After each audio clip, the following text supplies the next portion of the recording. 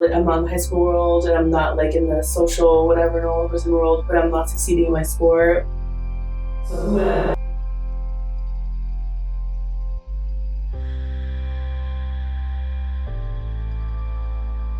Welcome to the first ever episode of the Life Play podcast. Some of you may be asking, what even is the Life Play? I'm glad you asked. The Life Play is the leading sports mental health organization in the world. Here to be a safe place to uplift, inspire, and educate people on how to overcome as well as prevent mental obstacles for peak performance in not only sports, but life. Battles with mental health are a topic that is avoided all too much in our society, yet is so prevalent. Gladly, that won't be the case here on the Life Play podcast, as we will tackle those real-world problems head on. That being said, I'm so excited to show you all what my team and I have in store, and we're just getting started. Expect weekly episodes of candid conversations with the best athletes and professionals on the planet. Without further ado, I'm your host, psychology student at Florida International University, future sports psychologist, and the CEO and founder of the Life Play, Tyler Seward. Speaking of talented athletes, today we are absolutely honored to be joined with three-time Scholastic All-American swimmer, USA Today Swimmer of the Year for Massachusetts, and sophomore freestyle swimmer at the University of Miami, Jacey Hinton. Welcome, Jacey. Thank you so much for being here today. Thank you, Tyler. So I just want to start out by asking you this. I know I just mentioned all of your amazing accolades, right? But I know there's so much more to you. So if you could describe yourself in one sentence, who is Jacey Hinton? Jacey Hinton is a swimmer, a Division I athlete, a sister, a friend, a model, and a role model. So I love to hear that. So I just want to go back in time, starting with the beginning of your swim journey. How did that start? Walk us through that. So I started swimming when I was 6 or 7 competitively, I want to say. Basically, as soon as I learned how to swim, my mom was a swimmer, so she put me into it. And I played a ton of sports. I was always athletic growing up, but something about swimming really just stuck. And I've been swimming ever since. Yeah, and that's a very early age to start swimming. And did you take it seriously at that age as well? Once I started competitive swimming, it was pretty serious. I mean, anything I do, I want to give 100%. So if I was competitive swimming, I was all in. So yeah. See, that's a great point that you make right there. Whatever you do, you put 100% into it. And that's why I feel like that's why you're at the level that you're at now. Because lots of people, they will look for shortcuts along the way. But as you probably know, the journey is very hard. You have ups and downs, but you have to keep moving forward and still give it your all no matter what. So I just want to ask, after you started when you were younger, when did it really start to get competitive? Where you're thinking about colleges and thinking about lots of different things. So when I was 12, I actually was the top 50 freestyler in the country for my age. And that's when my parents really like, oh, she's good. She's really good. Like, this can go somewhere.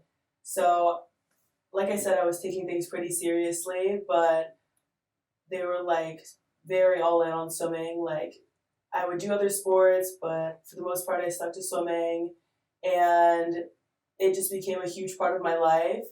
Swimming was kind of my number one priority. Like, there's school and there's swim, and swim kind of even had the edge over that. Mm-hmm. And that was just my total mindset. Like, how I describe it is when you're swimming, when you're an athlete, like, every decision you make in your life is a reflection. It's reflected in your sport and your performance. Mm-hmm. So, like I said, was really good at that age, and my parents put everything into swimming, made sure I had the best coaches, training, diet, everything possible. And so I ended up in Miami, so something was done right. Yeah, I see that. You mentioned that your parents, like, they backed you 100%, and they gave you the best coaches and everything that you needed to get to this level. Would you say that there was a little pressure from your family or even from yourself growing up as a swimmer? Definitely there was pressure. I think there's always pressure, especially because I was doing so well at such a young age. Like, that, of course, excites everyone, and then you want the best. Like, if you know I also knew I had this ability to be really good, and you want to make the best of it. You don't want an opportunity to go to waste. So there was a ton of pressure from parents, coaches, family, not friends, but obviously my friends wanted me to do well. But I definitely put a lot of pressure on myself. I had really high expectations for myself, and I know the work that I put in, so I wanted to get good results from that. So, as you said, you put a lot of pressure on yourself, as well as you probably felt pressure from everyone else. So, how did you maneuver through that pressure to stay on task and stay doing as well as you were doing? So I mentioned friends, and I think my friends are some of my biggest support system. Friends, teammates, coaches, parents, and in those moments, like the connections I have with people motivate me. Like I am a super social person. I love talking to people all the time. I love like spending time with my friends, family, whoever it is. So I think that's kind of like my rock, my ground, my center, and having them keeping me motivated. They're like, even if you're not doing the best that you think you're still doing so much better than a lot of other people. And every time I'm reminded of that, I'm like, okay, like you're right. Like they help me see the big picture, and they're very grounding to me. So even just having that laugh, or it just helps me take the edge off having people in my system. Yeah, having that support system is definitely good, especially as an athlete and a young athlete playing a sport at a high level. Having that support system really helps, and I know that from even when I used to play sports. I would say I had a really good support system with my parents, and they really helped me along the way. They kept me confident, all those types of things. And just like you, I started playing my sport at a high level very young too. I would say I started in 6th grade with basketball, like super competitive basketball, AU travel, all that, Nike circuit. It was crazy. So I would say that the pressure in sports even starts when you're super young. And lots of people don't understand that don't really play sports. They see people like you at Miami swimming, doing your thing, but they didn't see all the sacrifices you made growing up, or just how hard and how much work you had to put in to get to this point. So would you say when you got to this point of being a swimmer at Miami and having a scholarship, was that like so fulfilling? Like you like all the work that you put in was just worth it? It was definitely really fulfilling, especially in the earlier years of high school. I remember there was a ton of people like I feel like freshman, sophomore year, you're really like having fun. You're just in the high school experience. And for me, those years, I was super focused on swimming all the time. Like I wasn't really like going to the parties and doing whatever, just because like I was so like zoned in, and it was like kind of upsetting because then like I got to sophomore year and I was like, I feel like I missed out on so much. Like everyone has these like great friend groups and these experiences and all these fun stories, and I mean, I was swimming, which is awesome and amazing, and they're not putting me that down on me in any way. They're like, Jacey, you're doing amazing things, but I'm still like, yeah, but like I kind of want a normal life. And there's always that like person, there's that voice in the back of your head being like, oh, that seems kind of nice just to not have to do anything on Saturdays, or just not have to worry about practice, or to be able to do whatever you want and have all that freedom. But definitely being a college athlete has paid off a ton, and I'm so glad that I stuck with it. Yeah. See, just like how you mentioned, you didn't know if you wanted to wake up on Saturday and have to have practices, or wake up, as you mentioned, 4:30 in the morning and go to practice. That's super early. See, me personally, right? I knew I wasn't going to play at the Division I level with basketball, right? So it was either Division III or Division II. And my thing was, growing up, like my whole life, my dream was to play college basketball, like Division I college basketball, and then go to the NBA, stuff like that, right?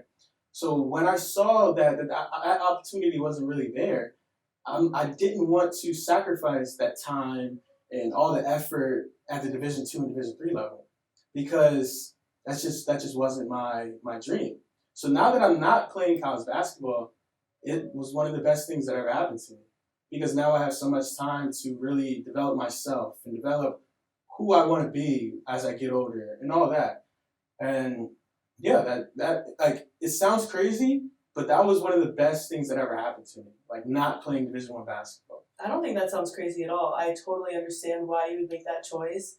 And I've known a lot of people who've stopped their sport, and it's been a great decision for them because they have a huge personality, a huge life, passions outside of their sport. And I'm the same way. And I've taken like a few weeks, a month off of swimming. I'm like, okay, like I am someone outside of swimming. Like I have another Jacey. I'm not Jacey the swimmer. I'm Jacey the model, the friend, the whatever I want to be. Like, just having that identity outside of a sport is super important, and sometimes it overpowers your identity in a sport. So. Yeah, super important. See, that's one thing about athletes. We've played our sport our whole life. We love it, and that can sometimes literally be our whole life. Where some people, they don't have an identity outside their sport, or they just haven't found that identity outside their sport. So I'm glad that you found that, and you said you've been modeling and doing all those things since you were younger. See, so that's so good because you didn't have to or don't have to transition into someone else after your sport because you've already been that outgoing and that outgoing person that has many talents already. See, now that's good. Yeah, I'm really, really glad I built that. And I think for a lot of people, not to bring up COVID, but I think a ton of athletes are so used to having their sport all the time. You have that regimen, you have those people, and you're so used to going there. Like, it's a huge part of your day, a part of your life, and then that's taken away from you. And like, it's really shocking. You don't really know what to do with yourself. And even in that time for me, obviously, I had a identity, everything outside of swim, but it changes your life. You're like, whoa, like, this has so much control over who I am, like, in a good way, in the best way possible. But it just takes a second. You're like, wow, like, really, I don't want to ever take that for granted again because I have a place to go work out. I get to see all my friends. I get to be part of something that I'll never be part of once I'm done with the sport. So you guys didn't have a season during COVID?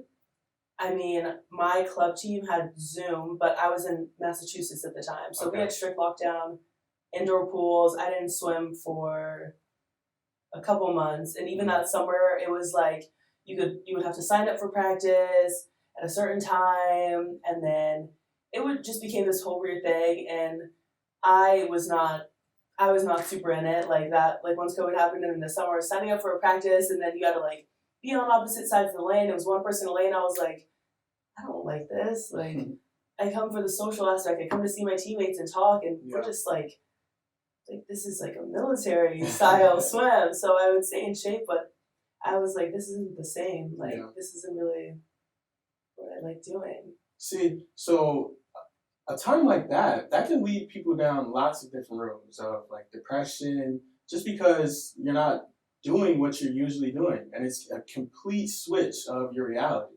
Do you think that you had any hard times during that time, or even just going through your whole journey as a swimmer, dealing with depression or just any type of mental obstacles that you overcame or are still battling with today? Oh, definitely. I think my whole mindset changed during COVID because I was doing anything just to have a social interaction. I was like, I just want to talk to people. I want to see my friends. And I knew that I couldn't really go to a pool.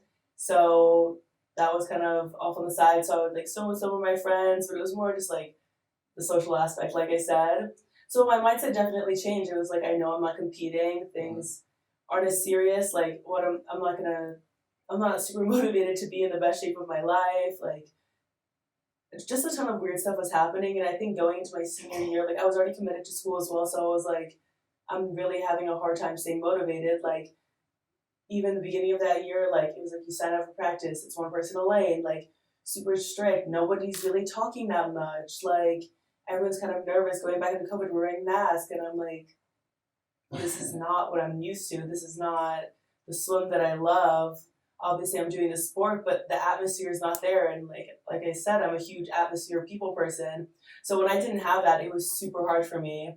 And the one thing that like helped reignite just my swim mentality in my senior year was doing high school swimming, because it was obviously just everyone in high school, and obviously there was still strict COVID regulations and everything, but there was more of that like team, everyone's together, like atmosphere, like music blaring. So that was like, okay, like I can do this, like we're here, we're doing competitions. They were literally virtual, like we would swim against our own team, but even having that like was so helpful. Yeah. And so obviously when high school swimming stopped, that was difficult. And then I came to college, and it was really hard because I had to go 0 to 100 back into that mindset, and it took a lot out of me because you forget, like, talking about all that work you put in before. It was like I hadn't been on that like super strict schedule for so long, and I was like, wow, this is really hard. Like, it's not like, oh yeah, I can go back and do this. Like, no, it's really serious. And last year, like, I'm gonna be completely honest. I struggled because I wasn't super in that mindset. I wasn't used to being 100% like swimmer Jacey on my grind, and I ended up doing well last season, decently well. But in the beginning, it was really hard. I was like, oh, I want to go talk to people. I want to go like to these social events and everything. I don't want to be worried about like swim practice, and it was still mask and everything. So not to say COVID is the reason, but it definitely made a huge impact on the swim atmosphere, school atmosphere, like my mindset of wanting to be more part of just a social world that I couldn't get in swimming. And now I'm back in it. I'm like, let's go back on my grind. But it took a while. It took a while to make that change, for sure. See, lots of people don't notice that all that practice that you do every single day, that's pretty much just strengthening the neurons in your body so that you can execute these movements and all these swimming movements in the actual like matches, right? So as you said, you weren't doing it as often. So it was weird, wasn't it? Like, because your neurons just weren't connected and as used to like as they usually are. So I just want to pivot for a second. I know that lots of athletes, when they get to college, it's a huge change. Like the atmosphere, the seriousness, everything. Was that difficult for you, or was that just a big difference for you? Talk about that. It was definitely really difficult. I am someone who's like I said, outgoing, whatever. Like I like to have fun. I'll do anything to make a practice fun, whether it's hijacking the speaker and putting on a crazy song or distracting my teammates.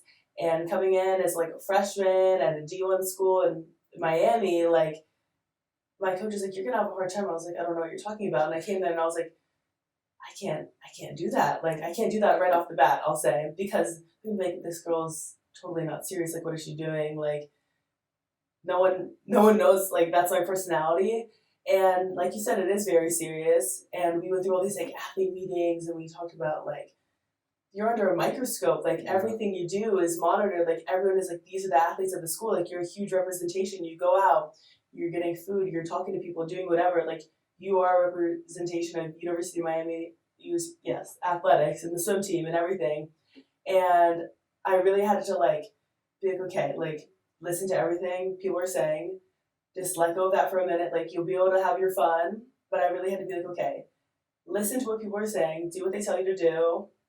You'll get your time to make your appearance, like be outgoing and fun, but definitely like you have to earn the respect of the coaches, your teammates, because they know what it's like. They know what the work is, and we're coming in. We haven't done that work yet, so they're like, okay, let's see if they make it. Like, let's see if she really can handle this. And it took a while, and it was really hard. I really struggled last year, and I know that. And I can say I've come a long way. I trained here in the summer. Most of my summer I spent here, and like, even that was really hard. I didn't do as well as I wanted. I was super, super beat down and exhausted. Like, and I expressed to my coaches, I was like, I don't even know why I stayed. Like, I'm so tired. I didn't get the results I wanted. Like, I don't even know what I'm doing. Like, this is really hard for me. And so I was like, okay, I'm going to take this month. Like, I was supposed to take like 2 weeks off. I didn't take a full month. I took maybe 3 weeks out of the water. I always work out. But I really took time to be like, okay, like, let's just not think about swimming for a second. Like, you've done it. Like, I'm a sprinter. I don't need that endurance training as much. So I was like, you're going to have this. Just like take a moment, regroup, rejuvenate yourself. Like I was beat up. I was tired mentally, physically. So it did take time. I needed all the time that I took. And as soon as I felt like I was ready to like get back into the swim world, I did. And like a few weeks before the season started, like 2 or 3 weeks, I would do like a few just practices on my own to feel for the water. It's like, okay, this isn't bad. And when the season started, the work, like you said, the neurons, remembering everything. I'm not sounding very smart right now, but it's true. Like I come into the season like so much better than how I felt last year. I'm like, I'm so glad that I stayed. Because of that repetition. Because of the repetition and just getting back into that mindset. And I completely like, and when I'd not even say focus on swimming, but in a way, but I kind of just know like, okay, you're used to do this. You're here, you know what it's like, you know what to expect, and I can work around that and find ways to balance things. And I'm like, you're in shape, it's paying off, like, just let it ride, you can do it. So I have way more confidence to staying. See, so that last part, that sounded like great self-talk. Do you think that you give yourself self-talk or just have mental techniques to stay confident and stay motivated like while you're playing the sport? Because you said you were beat up mentally and physically. And these are the types of things that people don't notice in athletes. Like you said, people, like you're just a face of Miami athletics, but people don't actually know Jacey. You see what I'm saying? So that's why here on the Life Play podcast, we really want to spotlight the people in these athletes, because there's lots more to these people than just what you see on a picture or on a poster as a poster child of Miami athletics. But I also want you to talk about those mental, pretty much games that you play with yourself to keep yourself motivated. Well, I'm someone who likes to have fun. I know that about myself. I need my social everything, my social aspects, and I like to be good at what I do, and I like to be working hard. So staying motivated, whether it's like planning something with my friends to go and do like after practice, or like having a dinner, or even just hanging out with them, or like swimming next to one of my good friends in practice, like those little things will really keep me motivated. So I know I'm like, okay, you do this for yourself, you stay in this workout, like do the best you can, and then after, like you have something great. You have like something fun to do. And like I said, I took some time off and I really I had my fun. I spent time with my friends, my family, kind of did what I want, like had that NARP life. And that was totally what I needed. Yeah. And now I'm like, okay, you got that. Like, I don't feel the need to like go out and do all these things. Like, you know what it's like. But then it also helped me realize, like, you want to be swimming. You want to be a swimmer deep down. You want to be the best at what you're doing. So I'm able to put all in. And then I self-talk just by reminding myself why I want to be here, what I'm doing. I have a few years to do this. I have a big, great support team. Like everyone here in Miami is here to support me. My family's supporting me back home, and my friends are supporting me. And I'm swimming with my teammates. Like they're my family. So those are things that I remind myself. See, that you just described is actually a sports psychology technique called positive self-talk. See, that's something that lots of people don't even notice that they're doing, and lots of people can even have negative self-talk, which can hinder their performance in their sport. So I'm very glad that you have positive self-talk to really motivate yourself.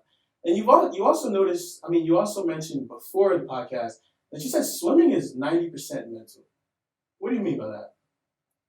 Performance, I would say performance more than swimming. Mm-hmm. But even practice, I guess, because mentally you have to be able to push yourself. Like your body's going to do whatever you tell it to. And to some degree, yes, the 10%, your body's going to tell you to stop in one way or another. But you have to wake up and go to practice. You have to force yourself to do the positive self-talk, which is important to know. I have a lot of negative self-talk. And it's something that I have worked on a lot. And I know I was very negative for a long time. And it reflects. It like comes back to you for sure. And you start thinking these things. You're like, wait, this isn't good. And I've been working on that so much, just to like think positively. And so just to say that negative self-talk is definitely something that I've struggled with and that has come across my mind too often. But that's very normal. Like it's very normal for us. Like everyone has emotions. Everyone's not gonna have positive emotions all the time. If you have negative emotions all the time, then there might be a problem.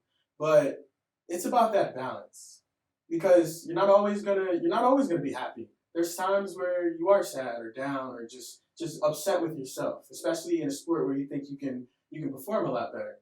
But it's just about really focusing on that positive self-talk so that you can pretty much X out that negative self-talk and those doubts, especially when performing. Because if you perform with negative self-talk, then most of the time you won't have the results that you would like. Yes, I meant to get to that. So performance for me has always been something like I'm in some scenarios like I can just go off, like that's my element. I'm there, like I'm in a race mode. I'm like, this is great. This is so fun, especially in dual meets. What I've noticed, like I have all my teammates, family, like everyone supporting me, especially on campus. Like you're like, everyone's here, I'm watching. Like I go out and I'm just so in this zone. Like it's almost kind of like I'm in like a movie. Like I'm not even really thinking. I'm just going. You know what that's called, right? Adrenaline? No, it's called the flow state. The flow state. The flow state is where there's no thought going on with your actions. Your neurons and all that are just connected and they're flowing through all the practice and repetition that you put in. So that's why you don't think about it and you're just doing all the movements that you've already prepared for. And that's the state that athletes need to be in to perform the best. Yes. So dual mates, definitely, I hit my flow state most of the time. Like I go out and be like, "Oh, that was great." I was like, "Wait, that kind of was good. Like that was so fun." But in other meets, so dual meets are like an hour and a half long, and I don't even know if they're that long sometimes. You swim like 3 or 4 races. I'm a sprinter, so of course I love it. I swim like 3 short little things, and it's fun. It's like a little practice, but super fun practice. So I love it. But then going to a club, not a club meet, a meet where I can't find the word to describe it. It's like dual meet versus, I guess, in season, like a championship style meet. So you're against a bunch of different teams, and it's way more individual based. Like it's you, your lane. Like yes, you're competing for your team, but it's also you're mainly motivated by times, I would say, or I guess you could say beating the person next to you. But when I have those meets, it's so much more difficult for me to get into that flow state because you have this whole routine. Like you have the warm up, the pre-race, the getting up, everything is just for this like 1 or 2 races, and that's like the whole day. And then like if you make it back at night because it's prelims and finals. But for me, it's so much harder to do that because one, I think just because it's individual, and obviously I'm still competing for my team. I want to do well for them, but it's different. It's not like you're competing this one other team. And I've really, really struggled for so long, and I don't want to say I'm still struggling this season because I have no idea what's going to happen. But that's always been a big thing for me is having that flow state in championship season meets, and that's where it really counts, where it's really important. Like you can do great in a dual meet, but then when you go to ACCs and NCAAs, that's when you want to perform. You want to make finals. You want to score the big points because overall, that's how you win big championships. And I've really been like working to see like how I can get to that flow state, how to stay motivated, how to just get into that mindset. And I really struggled with it. I haven't been able to like channel that same energy in a championship meet in so long. So for your championship meets, would you say that you have like pregame rituals that you do every single time, or a pregame routine that you do every time? It's like warm up. Depending on me, it like depends on how much time I have. Getting my tech suit on. I need music. I always need music. I'm like jumping around. And I'm kind of still in the process of trying to find a routine that really works for me because sometimes I'm like really anxious and like that's not good. You don't want to be tense. But if I'm too relaxed, I'm like elsewhere. I'm like not really focused in the moment. So I don't have a strict routine. Right before I get on the blocks, I clap, do a tuck jump. That's my whole thing. Check out my arms. That's like a little 10, 15 seconds before. And listening to music, obviously. But before that, it's just kind of depends on the day. Like, depends on how I'm feeling. Obviously, just to warm up and everything. But that's something I'm still really working on, finding out what pre-race routine really works for me and what's best for me and what will get me into that flow state. Yeah. Well, I think having a pregame routine or just a pregame routine will really change the way you're looking at the race in general. Because when you have that pregame routine, it takes away lots of thoughts. It takes away lots of things that could hinder your performance. Because when you have those pregame routines, you do it every time. You do it every time, and you already know how it all should go. So that starts the flow state right there. Because you're starting that process of pregame routine that you do every single time. And one thing to not allow it to do, or not allow it to be, is a superstition. Because people can take pregame routines, right, and turn them into superstition, where if they don't do the pregame routine, they think they're just completely like going to do horrible. Like nothing can stop their performance, or nothing can stop them from performing well because they just haven't done the pregame routine. And then that's when it's superstition. So I think that a pregame routine would definitely help you out. So if you find that, or if you have anybody that can help you form one, I think it would do wonders. And I think that also, if you guys had a sports psychologist on staff, that person would help you get into that pregame routine and that flow state. We do. Oh, you guys do? We do. We do have one that stays in like the actual athletic building, and then some that are also available at the Lennar just like the hospital that's right near there. So those are all things that are given, but there are opportunities and people that are available at the school. And I've tried that. I work with them a little bit, a lot of some breathing things. I think it's just finding what really works. I've tried out a bunch of different things. Did you used to have a pregame ritual when you played basketball? No, I actually did not. Like I would do different things here and there depending on the game, but that's one thing that I definitely could have done better. Um, Also, I guess I could say I kind of had a pregame routine. Well, for big games. For big games, like when we play like our rival schools and all that, I'd really try to get into the zone. I'd throw some music on, and I wouldn't really talk to people. Like I try to just stay focused on the game and what I need to execute.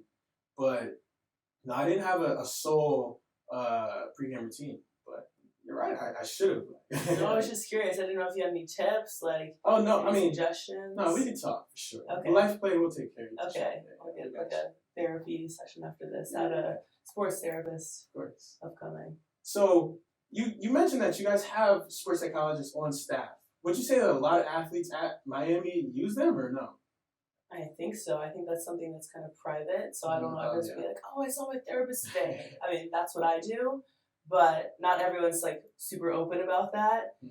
So I'm sure a ton of people use the resources that are on campus. I'm sure they're just not telling us. They don't want to share their secrets. I don't know. I mean, it's also could just be private, but I definitely think people use those resources. See, the fact that you don't know if people are using these resources, as you said, it's like a private thing, all that.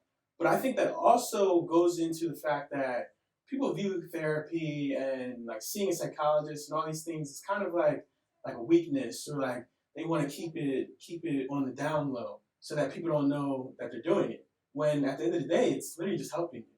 So it's like why shy away from talking about how these things help you, or how these things just make you a better athlete or even just a better person?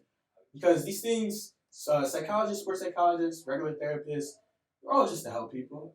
So it's like that's why I want to take away the negative stigma of therapy, and especially in sports. Because even growing up with me as a man, like you're not supposed to show weakness. You're not supposed to any of that. I know for girls it could be easier to do that, but even in sports, I feel like for women it's the same way. Like they don't want to see you even when you're tired. Don't put your hands on your knees. Or for men, if anything happens, just suck it up. Like I feel like it's not the right way to go about things, because it can translate into lots of other problems even outside of the sport. So that's why Life Play is here, to really change that and have these conversations that people don't have. No, for men, I can only imagine it being so much worse. I mean, my coaches are like, if you're upset, like, try not to let that reflect on other people. Like, put that, which I understand. Like, you can be upset. That's kind of what they say. You can be upset, whatever, but keep that, like, do that in your own privacy. Like, you don't want that to reflect on your teammates. Mhm.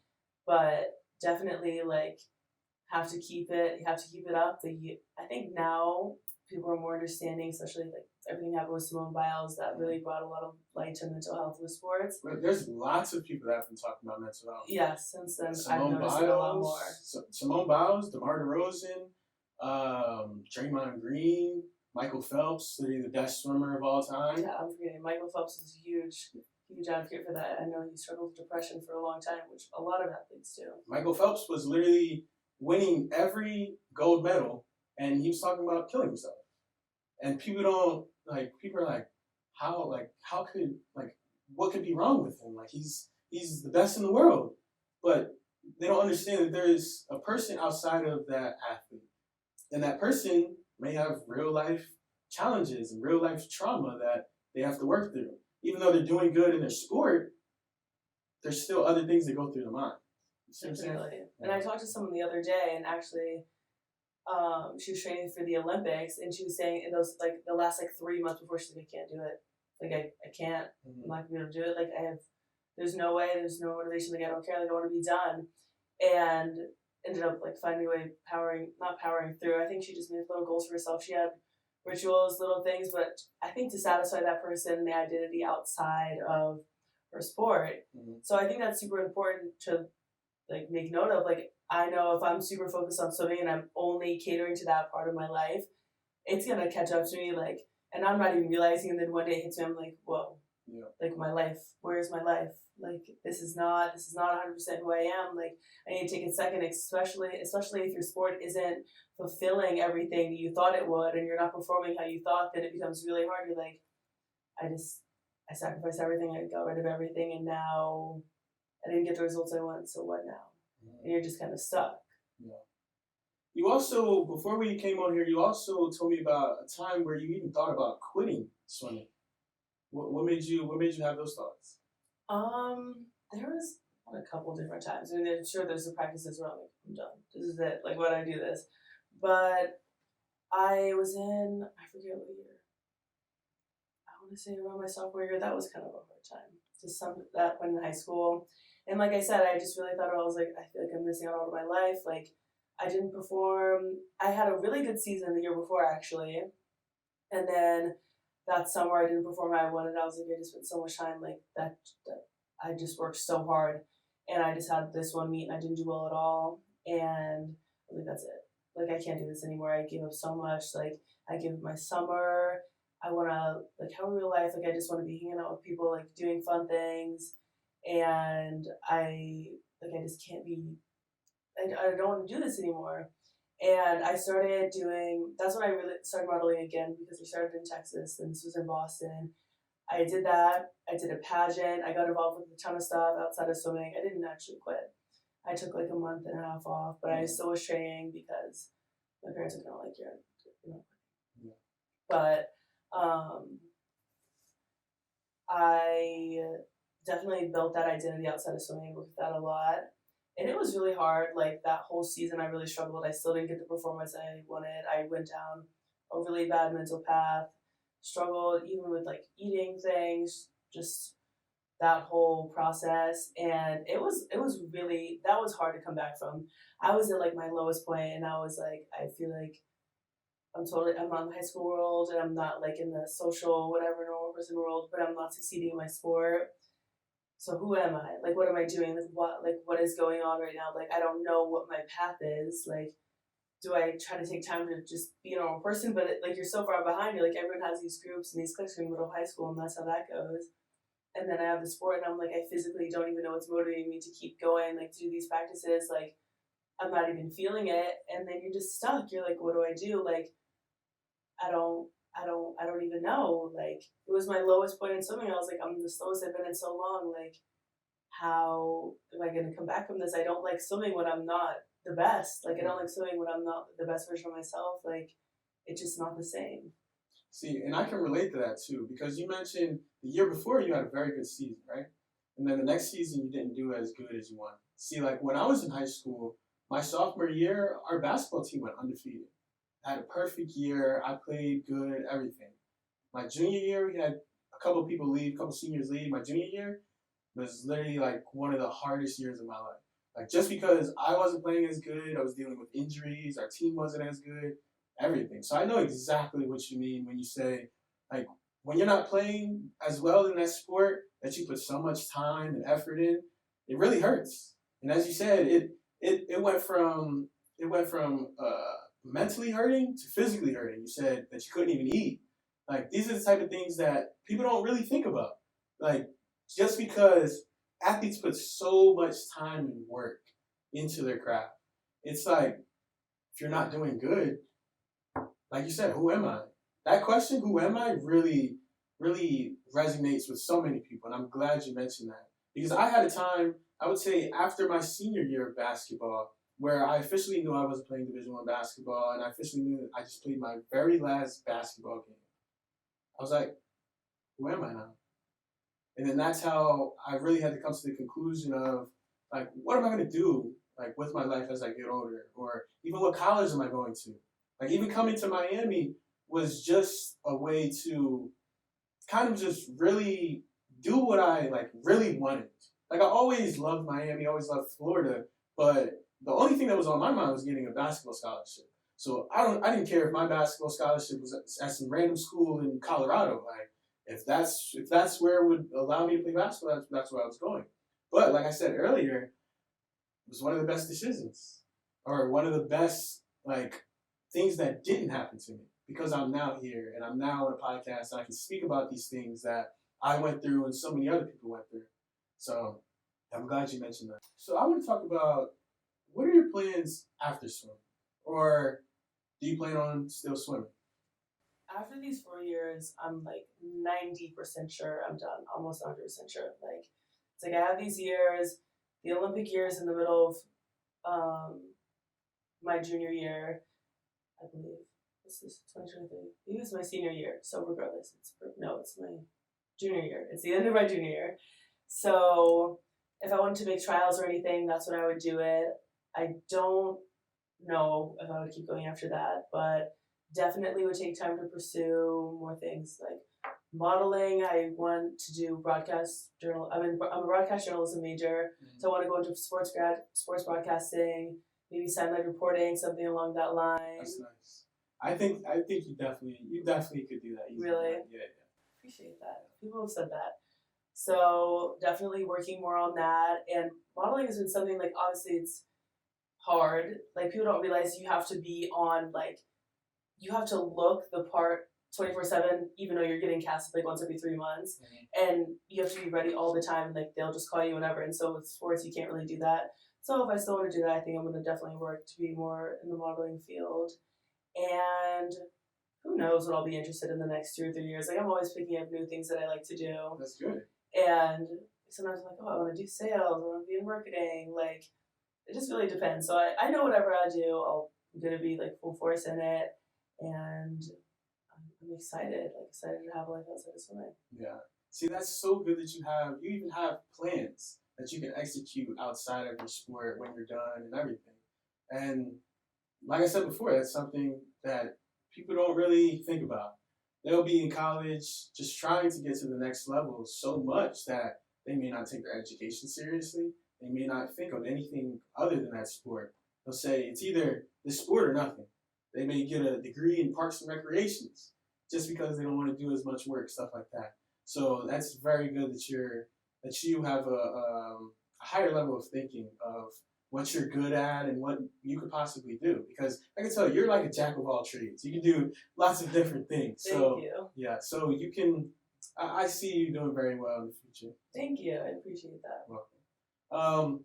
I just want to say thank you for being here today. Thank you for being the very first guest on the Life Play podcast. This is history, like actual history. I'm honored. Like, I'm so glad that you chose me to be the first person. I mean, I had a great time. I could talk forever. So. No, I had a great time too. It was nice talking to you.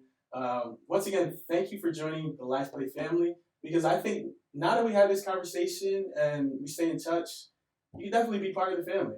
I look at everybody that interacts with us, our followers, podcast guests, everyone. Once you're here, you're part of the family. That's great. So part of the family. Excited. Yeah. Thank you so much for having me. This is great. This is so fun. I'm so excited to see where the future in this podcast is. See great things for you. So I'm excited to see. Thank you. Thank you all for watching this amazing episode. Make sure to like, comment, and subscribe. And for more content, go to our Instagram at The Life Play and Twitter at The Life Play with 3 Ys. And remember, life is just a game. It's all about how we play.